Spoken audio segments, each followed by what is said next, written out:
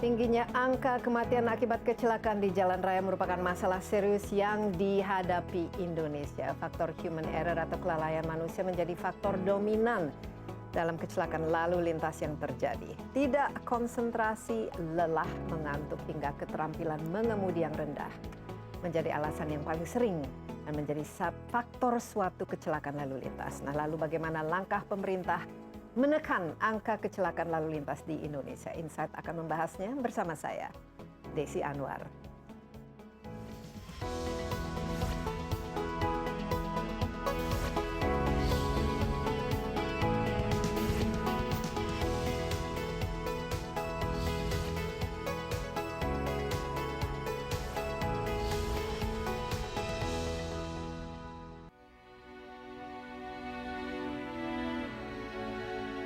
Kecelakaan maut ini terjadi di Balikpapan, Kalimantan Timur 21 Januari lalu.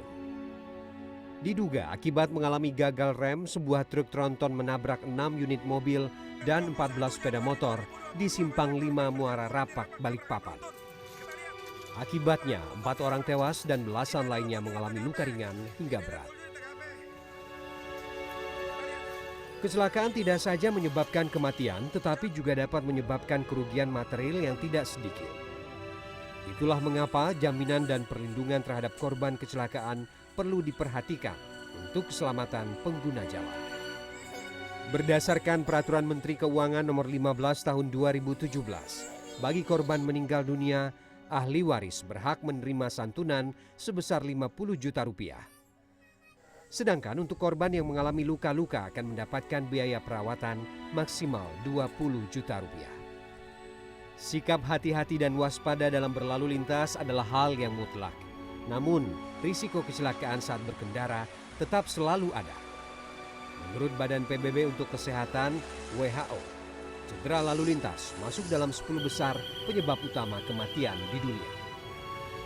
Korps Lalu Lintas Kepolisian Republik Indonesia Korlantas Polri mencatat ada lebih dari 83.000 kasus kecelakaan lalu lintas yang terjadi sepanjang Januari hingga Oktober 2021. Sementara pada operasi lilin yang dilaksanakan pada 24 Desember 2021 hingga 2 Januari 2022, angka kecelakaan lalu lintas tercatat mengalami peningkatan 31% dari tahun sebelumnya.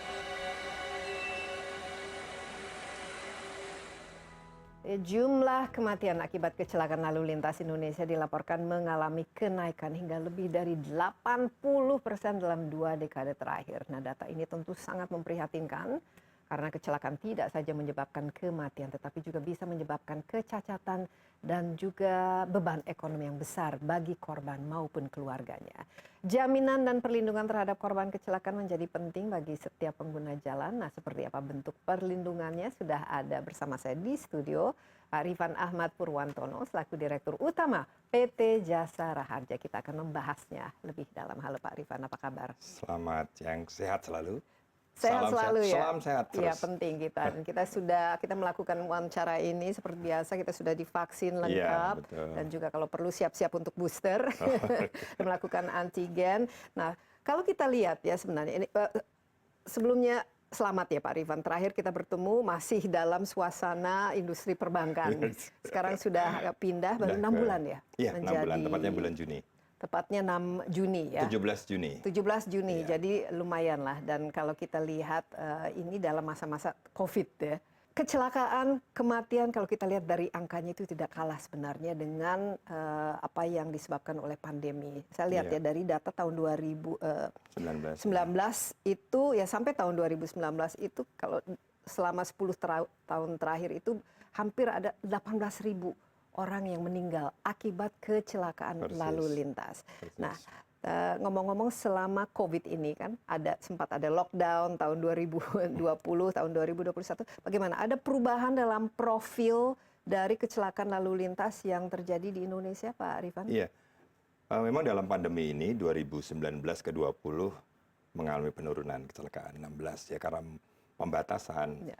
Tapi yang mengejutkan di tahun 2020 ke 2021 ini naik 6%. Naik justru? Justru naik. Jadi dengan adanya PPKM, memang jumlah kecelakaannya turun. tapi nggak signifikan 0,3%.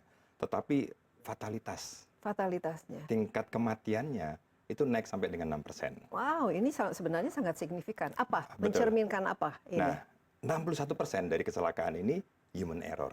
Kesalahan manusia itu sendiri. Tertinggi kedua adalah faktor prasarana 30%. Tapi ini yang paling penting kita sikapi adalah 61%-nya tadi adalah human error. Nah, human error ini kan berarti sebenarnya bisa dihindari kan? Iya, betul. Kalau paling dilihat kenapa human error-nya aspek apa? Ngebut atau lelah atau tidak mencek kondisi kendaraan atau bagaimana kira-kira? Khusus yang untuk Ya, yang sering terjadi satu kelelahan. Jadi ini kalau untuk pengendara mobil ya, ini ada dibedakan antara mobil dan motor. Ya. Kalau mobil itu kelelahan, terus kemudian mengantuk, fokus. Nah biasanya karena kita ketahui bahwa sekarang banyak pengendara mobil juga menggunakan mobile, handphone, dan ini mengakibatkan banyak sekali lah dan accident banyak contoh-contohnya yang kita lihat. Sangat kita temukan bahkan jumlahnya sekian kali lah, lebih dari 20 kali kecelakaan dengan. Dan kemudian yang keempat adalah mengendarai lebih dari batas kecepatan. Nah, itu dia. Nah, ini juga ini mungkin yang karena sering melihat terjadi. Jalannya agak Prasarananya lengang, bagus, dianggap enak gitu ya. Padahal batas kecepatan diatur di setiap ruas-ruas jalan. Nah, kalau sepeda motor ini kebanyakan yang paling, karena 78% ini sepeda motor korbannya. Ini adalah mereka tidak tahu cara berkendara dan menggunakan seperti helm. Ya, mereka menganggap bahwa keluar hanya dengan radius 1 kilo itu dekat dari rumah. Padahal pada waktu masuk ke jalan raya resikonya sama. Mau 100 meter, mau 10 meter, resikonya sama. Terus kadang-kadang kondisi fisik ya. Kondisi fisik itu mereka karena kecapean dengan jarak. Kita ketahui bahwa seperti di Jakarta kan, dari Depok ke Jakarta ke barat misalkan kan, ini cukup panjang, cukup jauh. Sepertinya kota ya, tapi jarak tempuhnya udah lebih dari 30 kilo. Dan sepeda motor kan jauh lebih kecil, lebih rentan, lebih terekspos. Nah, kalau lihat dari profilnya, kapan? Ini kan meningkat 6% dalam 1 tahun ini pas mungkin kita masih sebenarnya masih ada pembatasan ya, waktu itu masih ada PPKM khususnya tahun 2020 sampai 2021. Itu kira-kira di mana? Lebih banyak di jalan raya lalu lintas atau sekarang kan kita punya tol yang canggih-canggih ya. Yang ini mungkin juga membuat orang merasa lebih confident untuk melewati batas kecepatan. Kalau dilihat dari persentasinya lebih banyak di jalan raya biasa, bukan tol. Hampir di tol hanya sekitar 6%-an lah. Cuman fatalitasnya tinggi kalau tol gitu ya. Tapi kenapa di jalan raya? Karena 78% adalah pengendara sepeda motor dan lebih banyak tadi misalkan contoh mental, emosi gitu kan. Lebih mudah dipancing dengan emosi sehingga lebih banyak di jalan-jalan biasa, jalan raya-raya nasional biasa, bukan di jalan tol ya. Dan rambu serta infrastruktur tidak terlalu signifikan ya, Kak? Kedua 30%. Ya masih Hampir, lumayan lah. ya masih lumayan lah ya. Kalau dari segi ininya, wilayahnya di mana yang paling, ya tentu saja di kota-kota besar. Pulau Jawa yang paling banyak. Contoh di Nataru kemarin, yang paling banyak korbannya, itu justru Nataru kan 10 hari. Natal dan Tahun Baru, itu banyak di Jawa Timur. Sekitar 770 kejadian dalam 10 hari. Sementara Pulau Jawa dan lain-lain itu 270, 300 ya, Jawa Barat dan sebagainya. Kenapa? Mungkin karena lebih banyak mudik ke situ atau kepadatan juga semakin meningkat. Kepadatan masyarakat dan penggunaan kendaraan lebih banyak di Jawa Timur. Ya, dan dari tahun ke tahun kan jumlah kendaraan motor juga kan meningkat bertambah di Indonesia. Kalau rasio ya kecelakaan itu terjadi kan ada mobil pribadi tadi, motor paling banyak, tapi kan kendaraan umum. Nah, bagaimana profil kendaraan umum? Kalau seingat saya kan dulu, wah supir bis yang mungkin jarak jauh atau suka ngebut-ngebutan, ugal-ugalan ini akhir-akhir ini apakah masih masalah? Pada waktu PPKM ini memang karena kendaraan umum kan operasinya agak berkurang, sehingga hampir jarang kita dengar ya. Cuman memang kalau fatalitasnya itu kalau kendaraan umum langsung korbannya 20 meninggal gitu, agak membuat kita juga terkejut. Tapi di dalam 2021 hampir dikatakan jarang ya. Semua rata-rata adalah kendaraan pribadi dan ini yang menarik itu bahwa kalau lihat 78% sepeda motor, justru 68%-nya pria. Dan demografinya ini lebih dari 70%-nya itu adalah usia produktif. Nah, Nah ini yang kadang-kadang kita menyayangkan nih Mbak Desi ya, bahwa iya. profilnya 30% di usia 25 sampai 40 dan Sia-sia sekali kan. bahkan kita mengidentifikasi 61% ini berdampak kemiskinan. Nah ini yang mesti kita harus lakukan. Makanya di dalam program Desa Raja di tahun 2022 dan selanjutnya lebih banyak melakukan pencegahan Ya. kecelakaan. Nah, pencegahan itu jauh lebih penting Lebih ya. penting, Dan ya. sangat harus ada sosialisasi. Apalagi orang juga semakin banyak orang yang bisa lah mampu memiliki kendaraan ya Iya. sekarang pribadi, kendaraan bermotor dan lain sebagainya. Ngomong-ngomong untuk tahun lalu khususnya, jumlah santunan yang sempat dikeluarkan hanya khusus untuk ini oleh Jasa Harja berapa? Cukup total? besar. Kemarin kita mengeluarkan sekitar hampir 2,4 triliun tahun 2021 ya. Ini naik sedikit tadi dibanding hampir sekitar naik 2,7% dibanding tahun lalu karena memang fatalitasnya tinggi. Tetapi yang membuat kami merasa bahwa ini pengabdian yang dijalankan lebih baik adalah SLA yang seperti meninggal dunia santunan ini yang tadinya 3 hari, SLA kita atur 3 hari. Alhamdulillah sekarang sudah 1 hari 10 jam. Jadi bisa lebih cepat didapatkan. Betul. Nah kalau korban kecelakaan dengan perawatan rumah sakit, alhamdulillah kita sudah masuk pada signifikan nih sekarang 15 menit. Bisa 15 menit karena semuanya elektronik yang bisa dilakukan oleh HP. Betul. Tapi mungkin Pak Rifan, kita perjalanan diskusi ini masih cukup panjang, tapi jangan kemana-mana dulu, tetaplah bersama Insight with Desi Anwar. Kami akan segera kembali.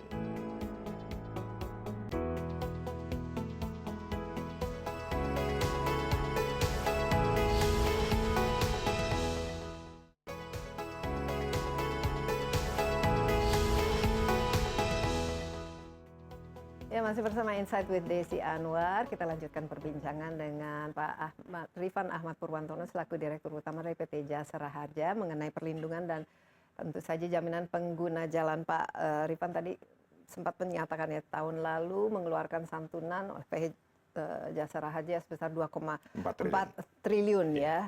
Dan kita melihat sebenarnya profil dari kecelakaan lalu lintas itu lebih beratnya kepada kendaraan sepeda motor ya, karena memang jumlahnya juga lebih banyak, tapi tentu saja mobil pribadi dan kendaraan umum juga ini harus tetap hati-hati, apalagi kalau kendaraan umum sekali kecelakaan, kalau banyak penumpangnya seperti bis itu tentu jumlah fatalitasnya dan jumlah orang yang lukanya juga lebih besar. Nah, ini Jasara Harja sendiri kan ini kan merupakan perusahaan asuransi BUMN ya pemerintah. Nah, supaya lebih jelas ini, karena walaupun disebutkan tahun lalu santunan 2,4 triliun itu, tapi kan bukan untuk yang umum lah istilahnya kan. Jadi ada dari segi tugas pokok dari dan tanggung jawab dari PT Jasara Harja ini seperti apa dalam pemberian asuransinya? Iya, jadi Jasara Harja ini menjalankan amanah Undang-Undang 33 dan 34. 33 itu untuk penumpang, sementara 34 untuk pemilik kendaraan. Jadi penyerahan dana santunan yang pertama ini kepada masyarakat yang mengalami kecelakaan, itu yang penting. Yang kedua, Jasara Harja pun mengelola dana terhadap sumbangan wajib di 34, Undang-Undang 34, dan iuran wajib di Undang-Undang 33. Nah, dua inilah tugas amanah yang kita lakukan kepada Jasara Harja. Yang paling penting adalah munculnya pemerintah ketika masyarakat mengalami kecelakaan. Nah ini penting, yang diwakili oleh Jasara Harja. Undang-undang ini dulu dibuat karena memang adanya beberapa kecelakaan kereta api di tahun itu, dan ternyata tidak ada yang mengcover. Akhirnya dibuatlah perusahaan ini, dan setiap kecelakaan, apalagi misalkan masyarakat membayar STNK, di mana di dalam STNK tersebut ada sumbangan wajib. Ketika masyarakat membeli tiket itu ada iuran wajib, apapun kendaraan umum gitu ya. Bahkan di dalam semua perjalanannya nggak melihat batas kilometernya gitu ya, atau batas jaraknya, sehingga setiap terjadi kecelakaan kita wajib memberikan santunan. Iya, jadi intinya adalah ini asuransi yang diberikan bagi penumpang kendaraan umum. Ya. Nah, kalau kita lihat kendaraan dan pemilik kendaraan, ya. Jadi kendaraan umum ini kan banyak ya. Iya. Ada bis misalnya atau angkutan umum, tapi ada juga kereta api kan. Iya, betul. Pesawat itu juga bagian kan. Kapal juga itu bagian kan. Betul. Jadi kriterianya apa? Untuk penumpang yang memang membeli tiket ya. Betul. Jadi sebetulnya transportasi di Indonesia ini banyak sekali, Mbak Desi. Kita mengenal cuma pesawat, gitu ya. Kita mengenal cuma kereta api, kapal laut, gitu. Perairan sungai itu banyak. Dan di Kalimantan itu perairan sungai itu banyak. Terus bis pun juga sama, angkutan pedesaan pun sama. Asal resmi kan? Resmi. Begitu dia membayar harga tarif yang ditentukan, maka pada saat dia membayar langsung mendapatkan jaminan terhadap kecelakaan apabila penumpang atau bis atau kereta mengalami kecelakaan. Ya, tapi misalnya kan naik bis ya, terus tapi nggak ada tiketnya begitu. Itu tidak, kalau ada terjadi sesuatu kepada kecelakaan. Jadi setiap ada kecelakaan pasti kita verifikasi kan. Verifikasinya seperti penumpang sebagian apakah masuk dalam daftar manifest atau tidak.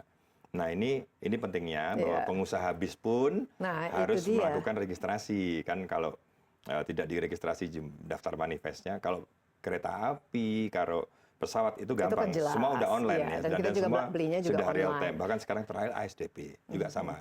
Nah ini kalau misalnya angkutan kota yang ngambil penumpang, semua dijamin. Walaupun di dalam pelaksanaannya pengusaha baru melaporkannya setelah kejadian, semua dijamin. Ya, karena ini pemerintah hadir untuk masyarakat, terutama dalam kondisi yang mengalami kecelakaan. Bahkan seperti KRL di bawah 50 km itu nggak dipungut, tapi tetap dijamin. Tetap dijamin. Karena memang untuk di bawah 50 km, contoh KRL Bogor nih, karena kebetulan ke Bogor Jakarta itu 48, jadi tidak dipungut. Tapi kalau ada kecelakaan, tetap pemerintah harus hadir melalui jasa harja memberikan santunan kepada masyarakat. Tapi kalau misalnya dua mobil pribadi karena kelalaian dan lain sebagainya itu semua dapat jaminan juga. Kita kan akhir-akhir ini misalnya ada yang ngebut kecelakaan karena pengemudinya. Ada beberapa ya, misalkan yang lalai. Kecelakaan tunggal enggak, kecelakaan tunggal. Tapi kalau kecelakaan dengan dua kendaraan ya. Karena kenapa? Karena di dalam undang-undang itu ngatur bahwa setiap orang yang berada di angkutan alat angkut ini kemudian diatur bahwa dia tidak dijamin karena kelalaian. Karena khawatirnya, contoh satu ada bunuh diri kan. Bahkan itu ada peraturan seperti mabuk. Nah, seperti kemudian melakukan perbuatan kejahatan. Nah, ini dikecualikan. Yang seperti itu tuh kalau misalnya ada kendaraan pribadi biasa malam-malam suka kebut-kebutan gitu dan mereka terjadi kecelakaan, ini kan sering kan kita lihat misalnya anak-anak muda kalau drag race. Ya kecakapan sama kecepatan resmi nggak mendapatkan ya. Oh jadi kalau melewati kecepatan kalau dalam arti dalam lomba kecepatan gitu, kemudian juga ada lomba kecakapan itu nggak termasuk gitu. Tetapi kalau tidak tercatat ya karena kan dianggap sebagai ini memang verifikasi ini, makanya kenapa yang penting adalah setiap kecelakaan itu harus mendapatkan laporan kepolisian dulu, baru diajukan santunannya. Jadi harus ada verifikasi. Betul. Kadang-kadang masyarakat itu merasa bahwa semua punya hak, bukan gitu. Karena pada saat polisi melakukan verifikasi dalam laporan kepolisian yang tadi sempat kita bahas bahwa sekarang kepolisian pun dipaksa untuk melakukan ke digital gitu. Dalam kurun hampir 3 bulan ini juga kita bergerak. Betul, kalau ada kecelakaan dia harus masukkan dalam IRMS-nya, di dalam IRMS namanya. Sementara kita juga di rumah sakit kalau ada kecelakaan, itu rumah sakit harus masuk bahwa ini kriteria kecelakaan, masuk dalam mobile service atau MOVIS. Nah, dua data ini kemudian kita kembangkan, kita punya monitoring. Jadi kalau ada laporan kecelakaan, nggak connect, misalkan contoh, rumah sakit itu ada datanya, tapi laporan polisi belum ada, kita datengin korban, kita kasih tahu, silahkan lapor untuk verifikasi. Iya, dan ini sangat penting ya laporan polisi. Persis. Itu. Ya. Tapi misalnya kan kalau polisinya tidak ada di tempat kan berarti harus verifikasinya, apalagi kalau orangnya luka atau meninggal itu kan agak sulit kan jadinya. Ini saya lagi, karena kecelakaan lalu lintas ini kan misalnya paling sering terjadi di pintu kereta. Nah gitu, misalnya kereta api lewat, kemudian ada beberapa mobil yang menabrak atau bablas dan lain sebagainya. ini Dijamin. dijamin. Dijamin. Walaupun salah Iya. pengemudi. Kan ada nanti kan ada pembuktiannya dulu kan. Tapi jangan dilakukan. Jangan dilakukan, jangan dilakukan. Ya, ya sebetulnya kan kadang-kadang kalau bercandanya kan kalau masyarakat ditanya ada yang mau terima santunan dari jasa raja kan nggak ada yang mau. Iya. Tapi pada dalam prakteknya biasanya kalau dalam sehari-hari lalai itu termasuk dia siap terima santunan gitu kan. Jadi pada intinya disinilah kehadiran dari negara untuk memastikan Betul. bahwa, tapi bukan berarti kita tidak boleh hati-hati karena mengharapkan itu Betul, bukan. betul. Pencegahan itu paling penting. Betul, betul. Pak Rifan, menarik sekali ya, karena ini adalah sesuatu yang sangat-sangat sering terjadi di Indonesia dan sesuatu yang memang harus diingatkan terus-menerus. Tadi lebih dari 60% adalah kecelakaan lalu lintas itu disebabkan oleh human error, jadi kesalahan dari manusia itu sendiri. Kita masih dalam Insight with Desi Anwar, tetaplah bersama kami.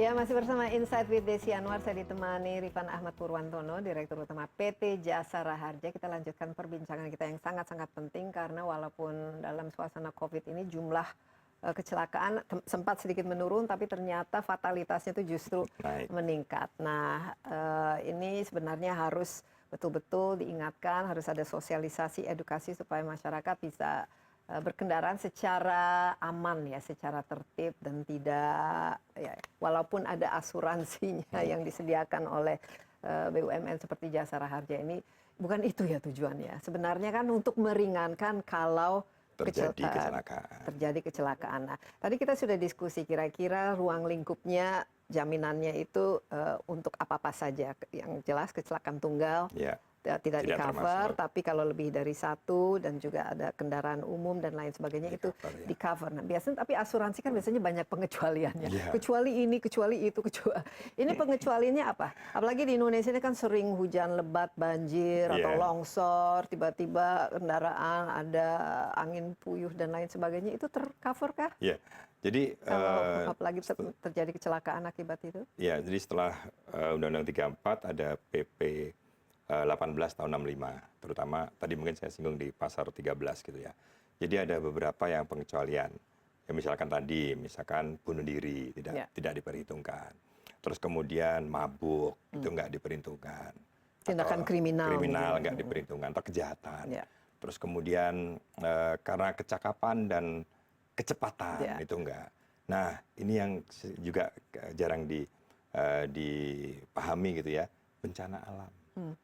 Bencana alam, huru-hara perang, terus kemudian adanya kecelakaan karena inti atom, itu juga tidak di-cover. Tidak di-cover, walaupun itu menyebabkan kecelakaan yang cukup fatal gitu. Iya, nggak di-cover. Wow, oke. Jadi ini hanya murni kecelakaan akibat tabrakan, crash ya. Yang jadi contohnya kita ingat kan waktu itu ada seleb yang Vanessa Angel dan suaminya yang tewas itu tidak di-cover. Memang banyak pertanyaan kan, banyak pertanyaan bahkan ke kami, bahkan ya karena memang ini kan penting ya pemahamannya. Bahkan sebelum kejadian Vanessa sendiri pun sempat ada banding ya, kemudian menggugat. Kami sampai dengan MK keputusannya tetap enggak, karena undang-undang mengatur tidak untuk dibayar untuk kecelakaan tunggal. Sebetulnya spiritnya tujuannya adalah supaya masyarakat berhati-hati gitu. Nah, ini kan kadang-kadang dipikirkan after fact-nya gitu. Padahal kalau kami ingin tidak masalah santunan yang kita bayarkan, tapi lebih kepada bagaimana mengedukasi masyarakat berhati-hati bersama kepolisian. Bahkan kami punya inisiatif beberapa digitalisasi yang kita lakukan gitu. Kita punya aplikasi yang kita kembangkan untuk merimain daerah-daerah yang kecelakaan. Bahkan kemarin kami sudah ketemu dengan Google. Kami punya hampir, kalau tadi 1 tahun gitu ya, 90.000 titik kecelakaan, 25% itu pengulangan. Nah, kalau pengulangan ini kemudian kita share gitu kepada Google, silahkan gunakan. Dan titik-titik rawan itu ada kan kemarin anatominya sudah kita miliki. Masih banyak titik rawan yang ada di Indonesia. Ada, masih cukup banyak. yang kecelakaan lebih dari 5 atau 10 kali.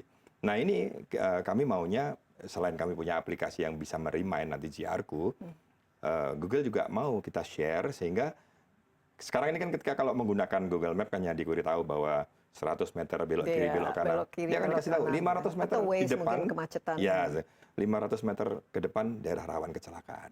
Itu secara digitalnya. Secara fisik pun juga sama.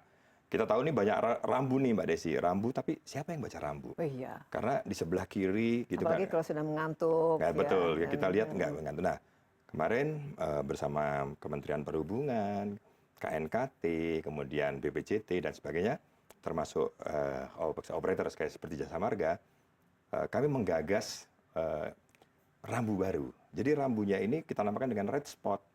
Jadi jalannya yang kita aspal merah, kita kasih tanda bahaya sebelum daerah yang rawan kecelakaan, ditambah sebelumnya ada namanya speed trap, pengingat lajur kejut. Misalkan terut jadi sampai 3 mau kali. tidak mau jadi harus memperlambat. Karena kenapa? Karena kalau dengan single send ini, semua masyarakat tahu, semua bisa ngingetin. Kalau misalkan drivernya agak tidak waspada, begitu ada dirasakan begitu, penumpang bisa ngasih tahu, ini daerah bahaya. Tapi siapa yang alert masalah rambu kan enggak? Iya. Jadi apapun di depan, mau belokan tajam, daerah licin, pasar. Ini sudah diterapkan atau akan? Insya Allah kita terapkan sekarang ini, di bulan Januari di ini. mana-mana saja? Rencana kita mau coba di 10 titik ya, dan kebijakan ini kan nanti akan dikeluarkan oleh Kementerian Perhubungan. Ketika dikeluarkan, semua daerah bisa menggunakan ini sebagai acuan. Karena tentang rambu baru. Nah, ini kan pencegahan gitu yang hampir 100 titik mungkin uji cobanya dari kita, termasuk tol dan sebagainya, nanti baru kemudian menjadi penetapan yang bisa dilakukan semua daerah. Nah, khusus untuk jalan tol, apalagi kalau agak sedikit sepi, malam, ini bagaimana? Ada speed limit yang bisa otomatis istilahnya kalau orang melewati laju kecepatan tertentu, dia diingatkan atau paling tidak mendapatkan denda secara otomatis. Ini belum melakukan ini. Sebetulnya karena penting kan batas orang kecepatan itu juga termasuk penting. Biasanya ini after fact ya, setelah kejadian kayak kejadian tadi gitu ya, artis itu kemudian kami kepolisian Polda Jawa Timur dengan dir lantasnya kemudian termasuk dengan Jasa Marga ketemu ternyata speednya, drivernya baru melakukan karena kamera merekam drivernya lagi ngapain, makanya langsung jadi tersangka kan. Jadi nggak bisa menghindar karena terpotret. Nah, makanya masyarakat hati-hati karena dengan sekian kamera, sekian tanda-tanda yang sudah dimiliki oleh baik dari Kementerian Perhubungan, Dinas Perhubungan maupun Jasa Raja maupun Jasa Marga, ya patuhin gitu. Iya, dan memang penting ya pengingat ini dan juga apalagi kalau tengah malam dan sekarang kita kan jumlah jalan tolnya kan juga semakin banyak, semakin panjang dan bagus dan ini tentu saja membuat orang merasa wah nyaman gitu berkendara tapi ternyata mereka melewati speed ini. Ngomong-ngomong ini digital tadi bagian dari digital transformasi saya lihat memang setahun 2 tahun ini khususnya BUMN juga melakukan transformasi. Nah, kedatangan Pak Rifan di sini ini salah satunya atau memang meneruskan sesuatu yang sebenarnya sudah bagian dari roadmap yang ini roadmap dari BUMN sudah, tetapi dalam kurun beberapa bulan ini lebih kenceng ya. Artinya saya berserta tim, direksi yang ada, betul-betul digital itu transformasi digital itu sebagai keharusan, bukan pilihan. Jadi harus lakukan. Nah, mulai dari dashboard dari kita. Bagaimana kita mengetahui setiap hari berapa kecelakaan terjadi, berapa santunan, titik kecamatan, mana yang paling terbanyak. Nah, karena itu antisipasi. Sampai kita mengetahui berapa kendaraan yang belum bayar pajak, itu tahu. Nah, itu penting. Nah, ini yang berusaha kita share dengan kolaborasi dengan pemerintah daerah gitu. Dan daerah rawan pun kita juga share gitu. Nah, dengan digital yang kita lakukan ini bahkan sampai yang tadi kita kembangkan ke aplikasi itu tadi, kita ingin nanti ini dalam pengembangan ya. Kalau yang sekarang yang sudah ada itu misalkan daerah rawan kecelakaan itu ada. Ini dalam tahap development ketika dia on the road ya, dia akan dikasih tahu maksimal mengendara itu berapa jam sih. Ini yang kalau kita pergi keluar itu driver tuh tertib. Iya, kalau misalnya 6 jam, 7 jam dia berhenti. Dan misalnya juga kalau tulisan 60 dia kecepatannya dia langsung jaga kan. Bahkan ada sebagian mesinnya mati. Kalau sudah nggak berhenti, dia akan bilang 15 menit saya mati. Nah, jadi ini yang kita ingin aplikasinya kan merimain kepada pengemudi. Nah, nanti keseimbangan ini kami sinergi BUMN dengan Jasa Marga juga menyiapkan tempat istirahat yang tepat. Gitu. Jadi yang namanya rest area itu tidak asal dibuka, tapi melihat titik lelahnya biasanya ada di mana. Nah, dengan demikian inilah sinergi untuk melindungi masyarakat. Ini dalam Indonesia. tahap pengembangan kan? Pengembangan ya. Iya, dan kira-kira untuk seluruh Indonesia nanti kalau ada diterapkan, ada Google Map-nya dan semua sudah terkoneksi, itu berapa tahun lagi? Tahun ini harus. Tahun ini harus. Jadi bagian dari target tahun 2022 tahun ini harus ya, karena kalau nggak dilakukan tahun ini bukan transformasi kan. Tahun ini harus. Mau tidak mau ya. Disinilah kenapa Pak Rifan ditempatkan di situ, karena harus ada target yang harus di-achieve ya khusus untuk tahun ini. Kita istirahat sebentar, tetaplah bersama Insight with Desi Anwar. Kami akan segera kembali.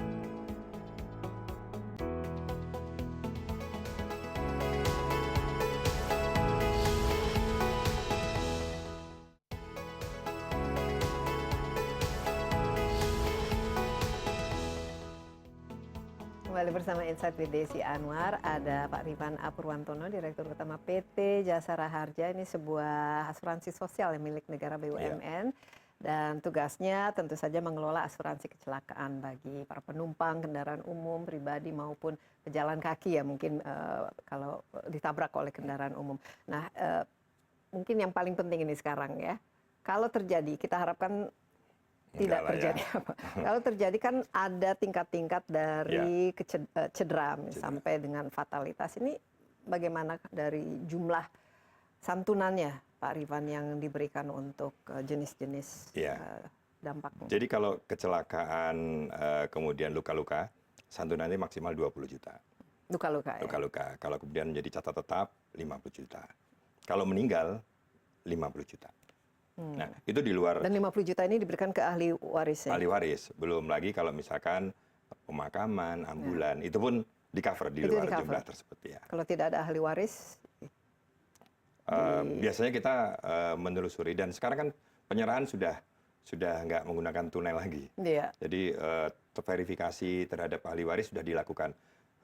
Sebetulnya kalau bicara SLA-nya kita harapkan sih ya tadinya itu kenapa saya mengejar 24 jam ya. Ternyata kesulitannya itu tadi ahli waris atau pihak-pihak gitu. Jadi kita masih melewati hampir 10 jam. Oke, jadi mungkin di-refresh lagi ya bagaimana kalau misalnya terjadi dan sudah ada laporan polisi menyatakan bahwa ya memang kecelakaan terjadi jadi berhak mendapat santunan, apa yang harus dilakukan? Paling tidak bagi keluarga yang ingin mendapatkan. Iya. Jadi yang pertama jangan khawatir gitu ya bahwa kita punya lebih dari 2.600 rumah sakit ini, mereka memasukkan data setiap ada laporan kecelakaan terhadap perawatan. Sehingga kita ada dashboard yang live maksimal 2 jam harus direspon. Maksimal. Tapi kebanyakan hampir 32 menit sudah direspon sama teman-teman. Kenapa kok 2 jam? Kan kita punya kantor perwakilan, rumah sakit dan sebagainya. Nah, di sisi lain, Polri punya RMS. Setiap ada kecelakaan masuk ke laporan polisian, dia juga menginput. Nah, sehingga kami juga mendapatkan laporan, dan itu pun gitu bisa jadi antara laporan kepolisian dan Movis tadi nggak match. Gitu, belum ada. Ketika belum ada, contoh di laporan rumah sakit sudah ada, kepolisian belum ada, kami akan mendatangin. Dan biasanya inisiatif selalu dari Jasa Raharja. Kami mendatangi korban dan keluarga korban. Jadi mengecek datanya. Mengecek datanya. Setelah diketahui, kemudian belum ada laporan kepolisian, kami menghubungi kepolisian untuk membantu dilakukannya laporan kepolisian. Jadi Jasa Raharja bertindak kalau sudah ada laporan dari kepolisian itu sendiri. Betul. Nah, kalau kejadian yang ditemuannya oleh kepolisian, maka kami membantu ke rumah sakit untuk diterima dulu. Ya, sambil laporan kepolisian ini kan perlu diverifikasi, apalagi kalau misalkan kecelakaan yang masih bisa dilakukan perawatan. Kenapa target kami harusnya 10 menit? Walaupun sebetulnya 24 jam masih oke, tapi kami coba memajukan lagi, sekarang udah 15 menit kan. Nah, ini pentingnya kita memberikan respon cepat kepada masyarakat. Nah, aktif baik di rumah sakit, baik ke kepolisian, disinilah fungsi Jasa Raharja. Kita punya tim yang 24 jam, ya, kita siap melakukan, makanya kita punya namanya Jasa Raharja reaksi cepat gitu ya.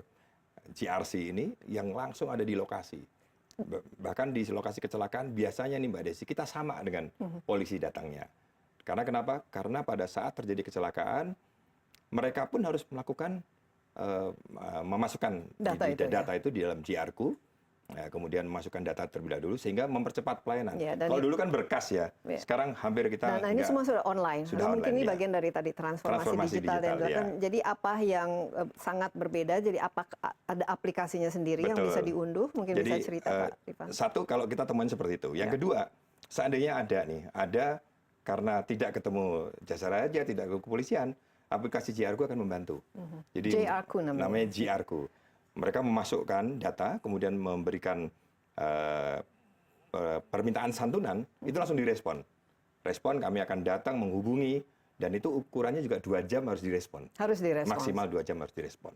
Dan kalau sudah direspons, kemudian dimasukkan data atau diverifikasi apa? Betul. Kalau misalkan sudah dirawat di rumah sakit, kita kunjungi ke rumah sakit, belum ada laporan kepolisian, kita bantu untuk laporan kepolisian. Nah, dan ditetapkan kira-kira santunan yang diberikan itu apa. Betul. Ya. Setelah itu, tadi katanya bisa 15 menit sudah masuk ke... Ya, jadi 15 menit itu kita memberikan garansi letter. Jadi itu kan penting. Rumah sakit ini kan kalau nggak ada surat itu kan nggak dikerjain. Itu dalam bentuk online online semua? juga. Di dalam mobil servisnya juga akan muncullah pengiriman garansi letter kepada rumah sakit langsung bisa melakukan perawatan. Ini yang kata kuncinya di sini nggak boleh gaptek ini. Iya. Nah, makanya ini penting bagi kami. Kenapa kami paksa ya 2.368 rumah sakit ini sudah sekitar 94% Mbak Desi rumah sakit yang ada. Mereka harus dipaksa menggunakan ini. Nah, yang menarik lagi bisa jadi santunan yang kita berikan itu kemudian maksimal 20, kemudian nggak cukup. Nah, kita bisa juga melakukan top up dengan BPJS. Rekomendasi kita bisa digunakan untuk... Jadi bisa ini. Inilah kolaborasi yang kita lakukan untuk jadi BPJS. semuanya bisa online ya? Bisa online juga. Dan masuknya itu apa? Dalam bentuk e-money atau langsung ditransfer ke bank? Kalau misalkan ke rumah sakit kan masuk ke beban rumah sakit. Kalau meninggal harus masuk ke rekening. Jadi harus menyiapkan rekeningnya dan lain sebagainya. Gitu. Jadi selama ini nggak masalah dalam melakukan pelaporan dan penerimaan santunan ini. Yang bottleneck-nya biasanya di mana, Kak? Biasanya mereka nggak mau lapor ke polisi. Oh begitu. Ya, biasanya mereka begitu. Nah, makanya kan sekarang kami dengan kepolisian biar sama-sama kita membentuk nih. Sekarang ini aplikasi yang kita kembangin namanya Monica. Mempertemukan dua aplikasi ini sehingga kita punya alertnya dari keduanya. Sekarang ini kan satu dashboard gitu. Insya Allah Februari kita live gitu. Kita punya dua dashboard ini menjadi satu. Jadi kalau bicara triangle tadi saya ceritakan, kan kita berhubungan, tapi bawahnya ini belum ketemu. Nah, kita akan sambung nih. Jadi semuanya integrated ya. Nah, Monica ini akan ada dibawa di dalam aplikasi besar namanya GRku. Dan inilah aplikasi yang bisa diunduh di smartphone ya. Dan diharapkan semua orang, ini harus ada sosialisasinya nih Pak Rifan dalam menggunakan GRku ini bukan hanya untuk melakukan pengajuan santunan, apa saja yang cek kendaraan, bayar kendaraan, pajak juga ada, mengetahui besaran. Bahkan dalam kurun waktu, kalau saya bilang kan nggak boleh lebih dari tahun ini ya, termasuk ETLI. Polri, Korlantas sekarang kan menetapkan ETLI, Electronic Tilang Law Enforcement. Jadi itu bisa nanti. Betul, yang sekarang ini dikirim surat, nanti nggak perlu lagi. Mereka akan mendapatkan notifikasi. Nah, kalau dapat notifikasi, jadi langsung bisa dibayar. Sementara ini kan nunggu kalau lagi bayar STNK baru, waduh, saya kena banyak tilang gitu kan. Nah, itu nggak perlu. Mereka akan clean. Jadi ini bisa jauh lebih efisien, bisa jauh lebih cepat, dan pengelolaannya juga bisa jauh lebih transparan ya. Betul, nah, jasa sendiri ngomong-ngomong berapa ininya aset atau jumlah dari aset yang kita sekarang dikelola? 16 triliun, hampir 14 triliunnya kita kelola. Dan investasinya 85%-nya itu semua liquid. Karena memang kita beda dengan asuransi yang lain ya, karena memang ini yang penting.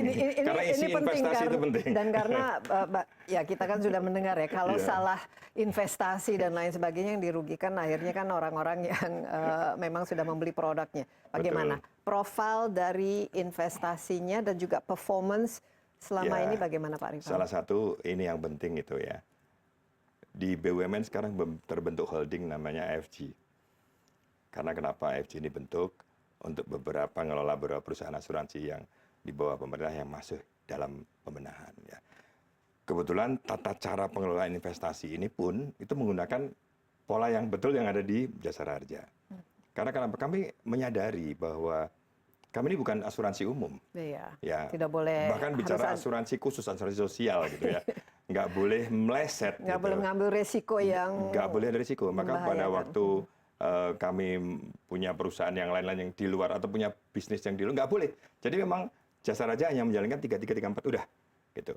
Pengelolaan santunannya pun diatur tidak cuma Jasa Raja, tapi oleh Kementerian Keuangan. Pengelolaan sumbangan wajib dan iuran wajib pun sama Ya, gitu. dan ini harus diaudit terus Betul, menerus, kan? investasinya pun sama ya. Kebetulan dengan pengelolaan gini, governance atau GCG kita dilakukan dengan baik sehingga seandainya gitu investasi sekarang kita bicara obligasi yang lebih gampang gitu ya. Hampir dengan di pasar uang pun pasar uang yang lebih gampang gitu dan telah terverifikasi kok baik dari seluruhnya bahwa paling secure lah, paling aman investasi Mudah-mudahan ya. di Jasa Raja ya. Dan ini Pak Rifan kan dengan latar belakang perbankan, walaupun ini masih Dan juga pernah mengalami masa, ya. Kira-kira ilmu yang diterapkan yang berbeda selama ini bagaimana? Baik dari segi good governance-nya, tapi juga dari segi kehati-hatian berinvestasi. Karena mau tidak mau kan investasi harus juga ada Betul. hasil dong. Ya, Jangan harus, lebih tetap, banyak ruginya tetap, kan. ya. Jadi memang ini menarik dari background saya hampir lebih 26 tahun di perbankan ya. Dari pengelolaan keuangan pasti saya lebih jadi bicaranya itu lebih konservatif tapi tetap nggak boleh rugi. Kan begitu karena lebih secure, lebih aman. Di sisi lain ini yang dikembangkan sekarang lebih ke pelayanan masyarakat. Bagaimana pelayanan yang mungkin sudah mulai otomasi bergeser ke digital. Yeah. Nah, terus pengelolaan digital ini pun kita terus menggunakan pengalaman dari perbankan, menggunakan contoh misalnya user requirement, user experience. Yeah. Nah, kita praktekkan itu seperti itu. Baik. Sehingga pada saatnya nanti ya masyarakat akan merasa bahwa Jasa Raja nggak cuma bicara santunan, mengingatkan tentang pencegahan kecelakaan pun mereka akan rasakan. Iya, kita masih ada satu segmen lagi. Oke. Pak Rifan, jadi tetaplah bersama kami. Insight with Desi Anwar akan segera kembali.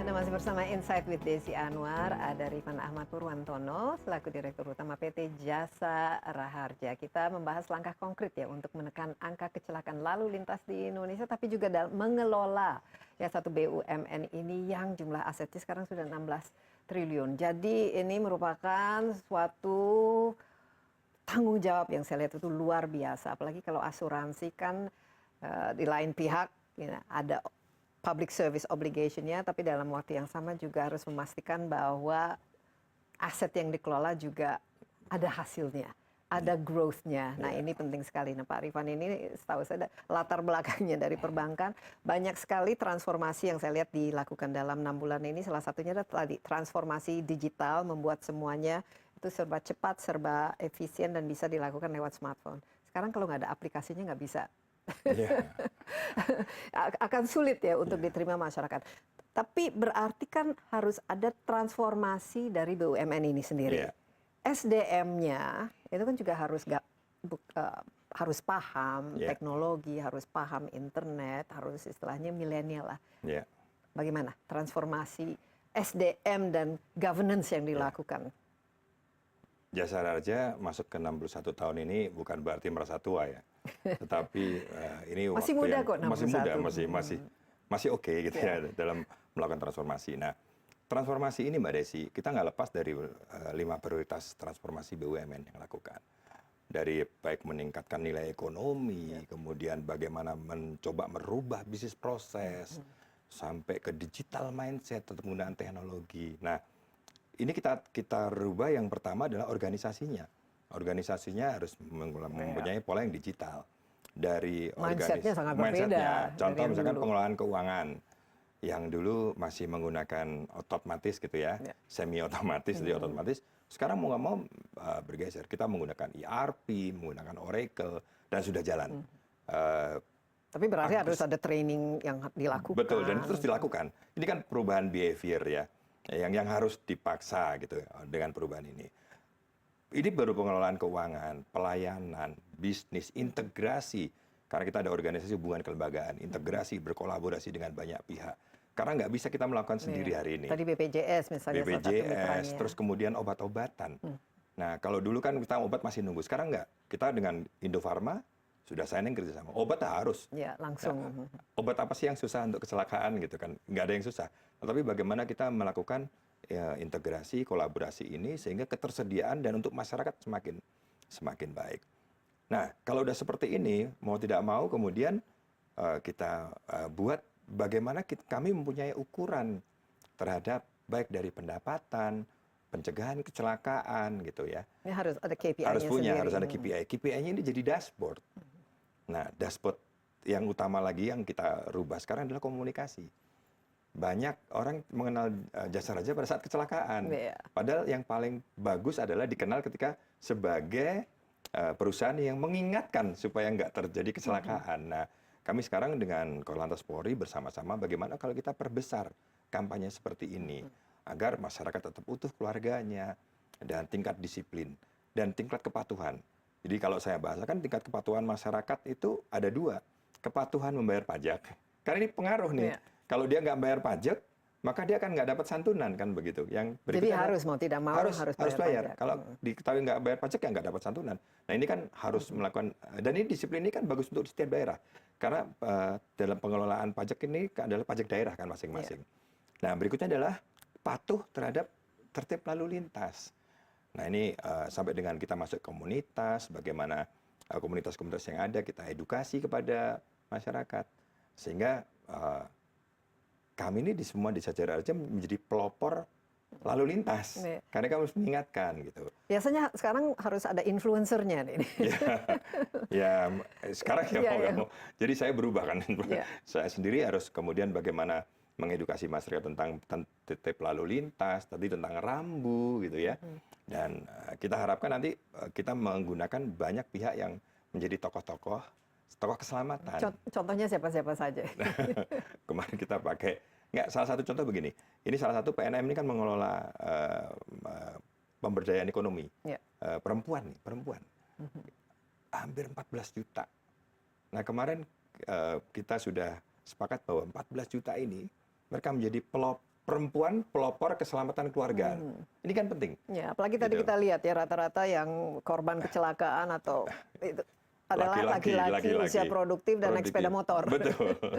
Nah, terus mereka juga membayar pajak yang patuh, Iya. mereka patuh berlalu lintas gitu kan. Dengan demikian setidaknya ini sudah akan menjadi influencer dan kemudian akan mempengaruhi yang lainnya. Terus nanti tokoh-tokoh kita akan libatkan gitu. Mbak Desi juga bisa menjadi tokoh nanti nih terhadap ini kadang-kadang simpel kok Pak. Contoh mematuhi kendaraan Saya gitu kan. patuh soalnya saya nggak bisa bawa mobil. Oh, iya. saya selalu jadi penumpang. Jadi drivernya harus patuh gitu. Iya. Nah, ya kesimpulannya sebetulnya dengan ini keberadaan jasa raharja semakin dirasakan oleh masyarakat, bahkan serahkan ke jasa raharja, Iya. biar jasa raharja yang bekerja. Tapi big message-nya sebenarnya untuk ini 61 tahun kan tadi Iya. disebut apa kira-kira yang harus perlu diingat oleh masyarakat? Jadi dalam masuk ke 61 tahun ini, kami ingin dirasakan kehadiran kami untuk melindungi Indonesia. Melindungi ini bukan hanya bicara santunan, melindungi dari kecelakaan, melindungi dari kejadian-kejadian terutama di lalu lintas jalan raya. Iya, kalau bisa jumlah kecelakaannya juga semakin tahun semakin turun. Berkurang Iya. ya, dan justru kita kecenderungannya justru fatalitasnya kan semakin meningkat. iya. Jadi edukasi ini harus terus-menerus dijalankan. Tapi Pak Rifan sudah 6 bulan ya sebagai dirut Jasa Raharja, bagaimana? Challenge terbesar atau kira-kira yang masih harus diperbaiki dan lain sebagainya itu apa saja? Kalau ngukur waktu ini 6 bulan, kalau setahun kan baru separuh gitu ya. Tapi saya memang ya biasa, maunya cepat gitu. Artinya kenapa cepat? Karena sangat penting untuk dirasakan masyarakat. Nggak boleh menunggu. Dan kita punya source-nya yang masih bisa dipakai. Contoh misalkan tadi data kecelakaan. Kenapa kita punya data kecelakaan nggak kita share? Kan seperti itu. Nah, kita mulai dengan demikian, maka percepatan ini harus jalan di dalam tahun ini. Dan tahun 2002 transformasi harus semua jalan.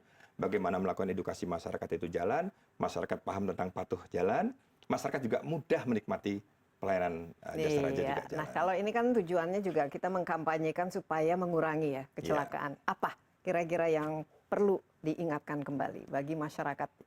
Jadilah masyarakat yang patuh. Ya, patuh itu artinya betul-betul menyadari bahwa setiap orang yang patuh itu termasuk individu yang menjaga terjadinya kecelakaan. Hati-hati di jalan. Hati-hati di jalan.